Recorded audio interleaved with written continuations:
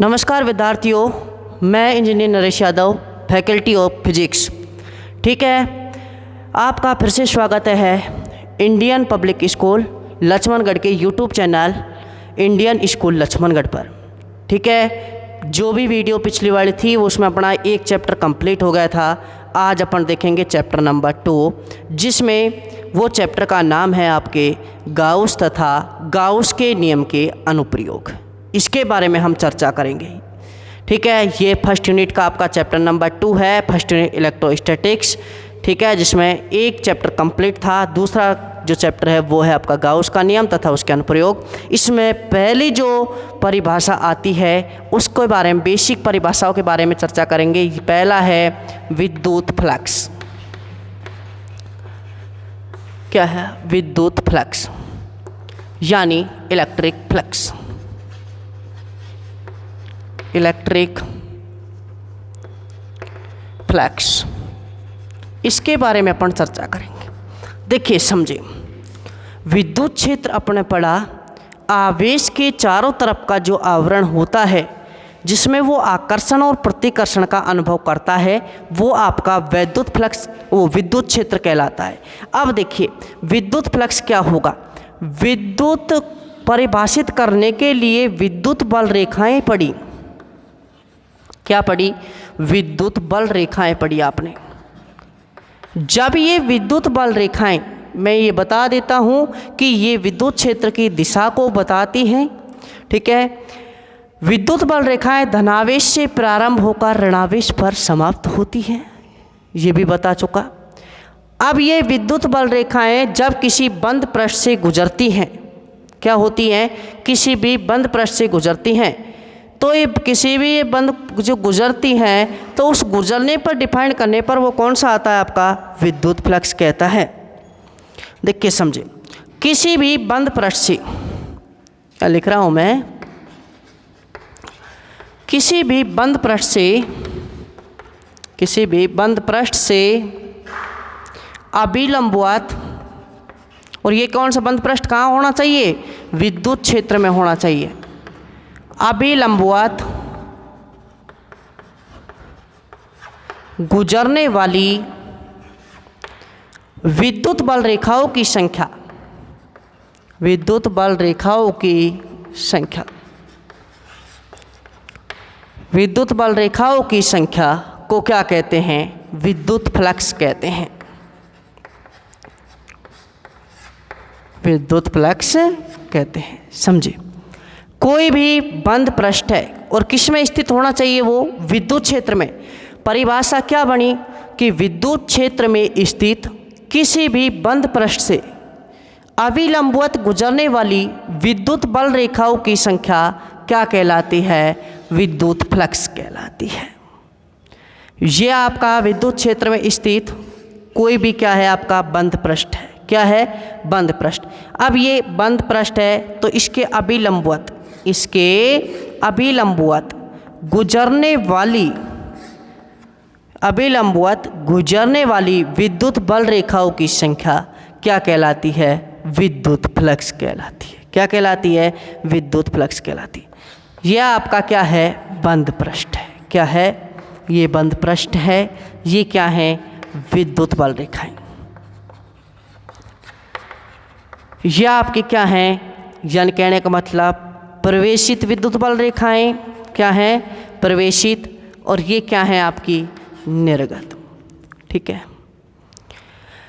ये पहली डेफिनेशन आपकी क्या हुई कि विद्युत क्षेत्र में स्थित किसी भी बंद पृष्ठ से अभिलंबवत गुजरने वाली विद्युत बल रेखाओं की संख्या क्या कहलाती है? विद्युत फ्लक्स कहलाती है। क्या कहलाता है? विद्युत फ्लक्स कहलाता है। इसे फाई ई से दर्शाते हैं। किससे दर्शाते हैं? फाई ई से दर्शाते हैं। फाई तो फ्लक्स का चिन्ह है, ई का मतलब है इलेक्ट्रिक यानी विद्युत। क्या है? विद्युत। तो इसे फाई ई से दर्शाते हैं। क्लियर है? नेक्स्ट आगे समझे। ठीक है, ये परिभाषा समझ में आ गई, बेसिक डेफिनेशन। नेक्स्ट देखें, नेक्स्ट परिभाषा आपकी क्या होती है उसको समझते हैं। यानी कहने का मतलब ड्राइव रूप क्या होता है, यानी मैथमेटिकल रूप क्या होता है उसको समझते हैं। देखिए ये क्या होता है, दूसरी परिभाषा, किसी बंद पृष्ठ से संबंधित विद्युत फ्लक्स। देखिए ये आपका कोई भी बंद पृष्ठ है,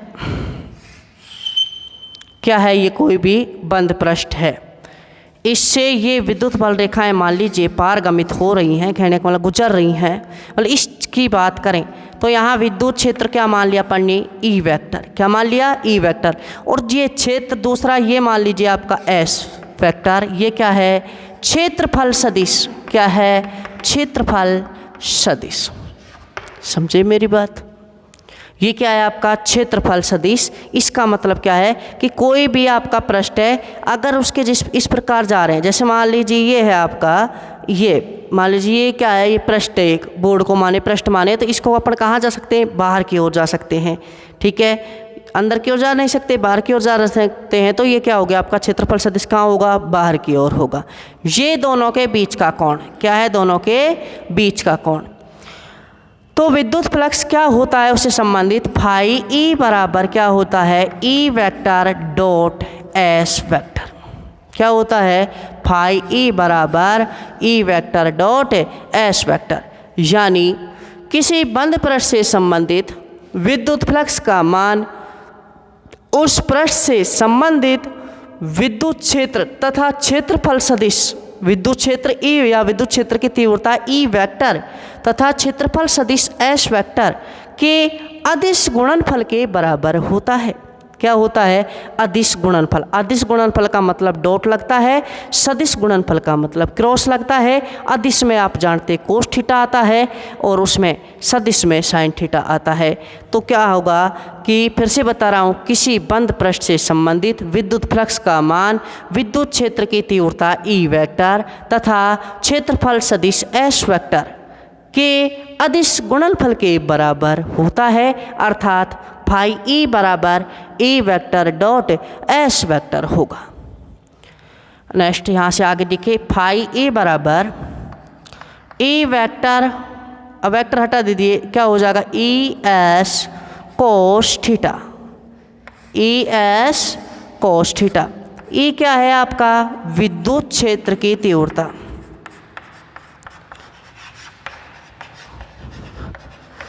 विद्युत क्षेत्र की तीव्रता।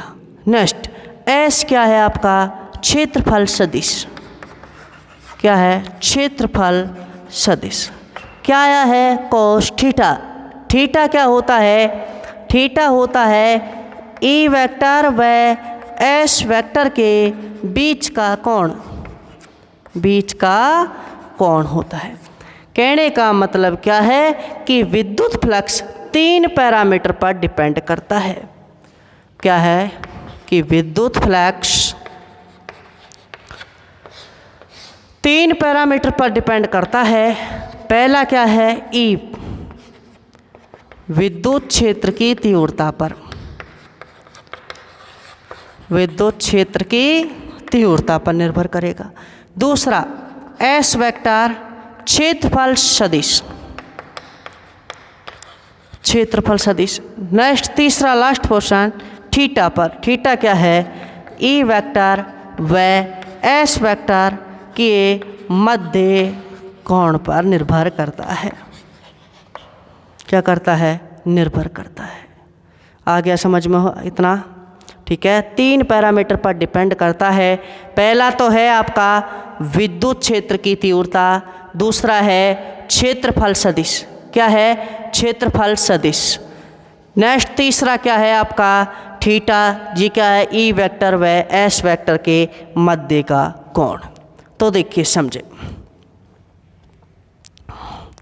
यदि मान लीजिए, देखिए यदि थीटा बराबर 0 डिग्री हो, ये भी करके अभी यहीं देख लेते हैं अपन। मान लीजिए 3 पैरामीटर पर डिपेंड कर रहा है, ई वेक्टर, एस वेक्टर तथा थीटा पर निर्भर करता है। तो देखिए समझें, आगे समझते हैं अपन कि फाई ई अपना कितना आया, ई एस कोस थीटा आया, ई एस कितना आया, कॉस थीटा आया। ठीक है, समझे।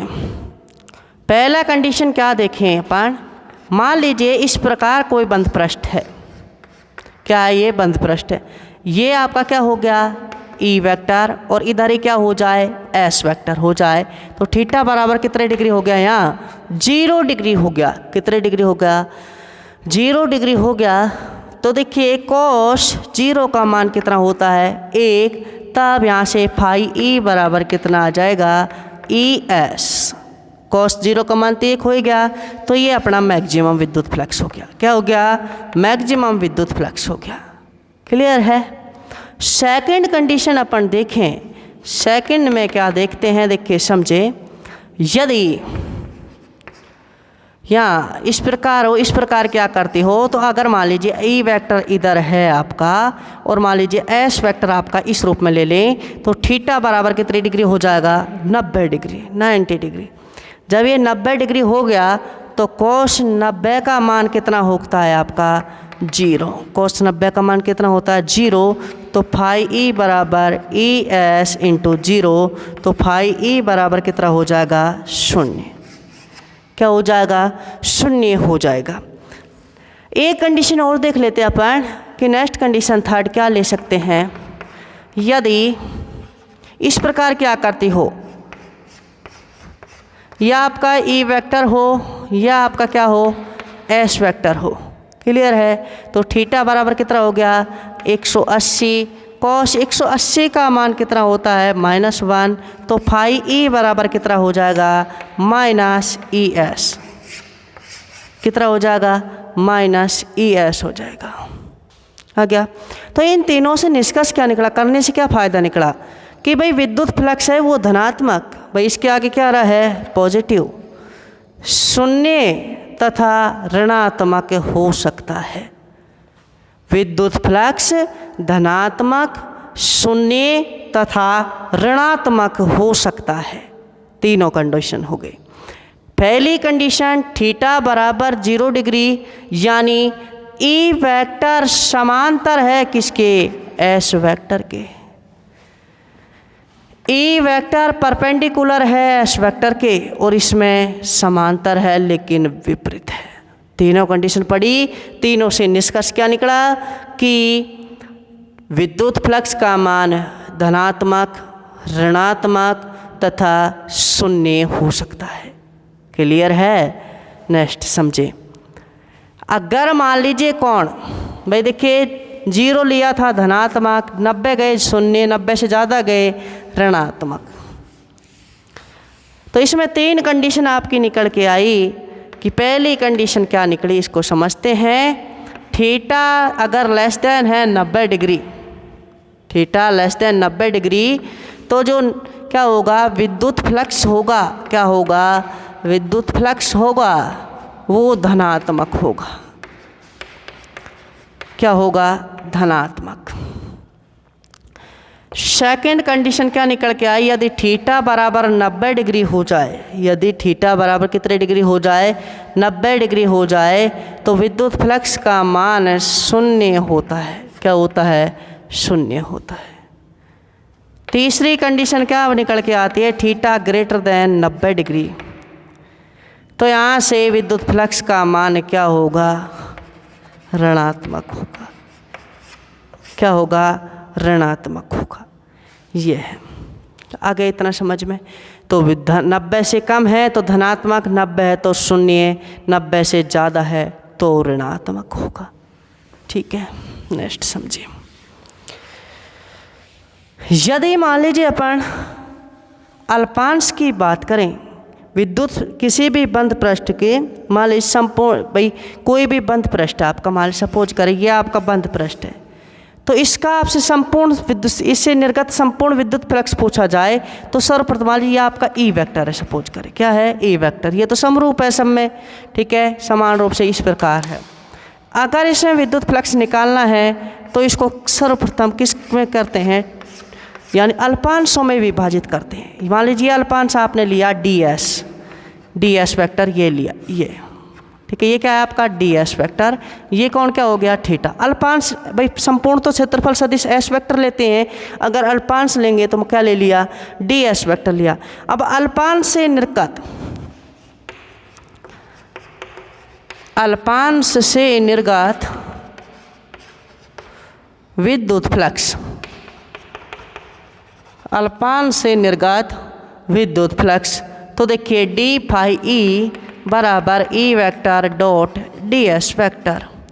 फाई ई बराबर, ठीक है, phi E d phi E बराबर E D S cos theta. क्या कर देंगे इसका संपूर्ण के लिए, संपूर्ण फ्लक्स के लिए क्या कर देंगे समाकलन। तो फाई ई बराबर कितना आ जाएगा, ई तो बाहर आ ही जाएगा डी एस कोस थीटा, यानी बंद समाकलन E D S cos theta. बंद पृष्ठ है तो ध्यान रखना ये समाकलन इस प्रकार है तो समाकलन है, अगर इसका इस प्रकार कर दें तो इसे क्या कहते हैं अपन बंद समाकलन कहते हैं। क्या कहते हैं, बंद समाकलन कहते हैं। ठीक है, ये तो हुआ अपना। अगर मान लीजिए अल्पांश ले लेते हैं, क्या ले लेते हैं, अल्पांश ले लेते हैं, तो अल्पांश लेने के दौरान आपका विद्युत फ्लक्स, समझे, अल्पांश लेने से पहले संपूर्ण कितना था एस वेक्टर, अब अल्पांश कितना लिया डी एस वेक्टर, इनके बीच का कोण थीटा है, बीच का कोण क्या है थीटा। तो ये क्या हो जाएगा समरूप विद्युत क्षेत्र ई वेक्टर तथा क्षेत्रफल सदिश डी एस वेक्टर का अदिश गुणनफल के बराबर होता है। अदिश गुणनफल जैसे ही अपन हटाते हैं तो क्या लगाते हैं कोस थीटा लगाते हैं, तो D phi E D S cos theta, E D S cos theta हो जाएगा। अगर संपूर्ण निकालना है तो क्या कर देते हैं समाकलन कर देते हैं, क्या कर देते हैं समाकलन कर देते हैं, तो ये आ जाएगा आपका। ठीक है, नेक्स्ट अपन बात करें इसमें तो देखिए नेक्स्ट बात में क्या ले लेंगे भाई, एक विद्युत फ्लक्स अदिश राशि है। क्या है, एक अदिश राशि। क्या है, अदिश राशि है। पहली बात तो विद्युत फ्लक्स एक क्या है अदिश राशि है, ये भी ध्यान रखना। मात्रक और विमा की बात करी जाए, मात्रक व विमा, ठीक है, मात्रक और विमा, तो देखिए फाई ई बराबर आपका क्या होता है ई डी ई एस, ई वेक्टर डॉट एस वेक्टर होता ही है। तो यानी इसका विद्युत क्षेत्र, यानी विद्युत क्षेत्र एफ अपॉन क्या होगा क्यू और ये होगा एस। तो देखिए एफ का मात्रक न्यूटन, ठीक है, इसका मात्रक क्या होगा कूलाम, इसका क्या होगा मीटर स्क्वायर। तो न्यूटन मीटर स्क्वायर बटे कूलाम, न्यूटन मीटर स्क्वायर बटे कूलाम। ठीक है, ये हो गया यहाँ से। अगर मान लीजिए यहाँ से विमा की बात करी जाए, विमा कितनी हो जाएगी M L T minus two into क्या हो जाएगा एल स्क्वायर, नीचे क्या हो जाएगा ए टी।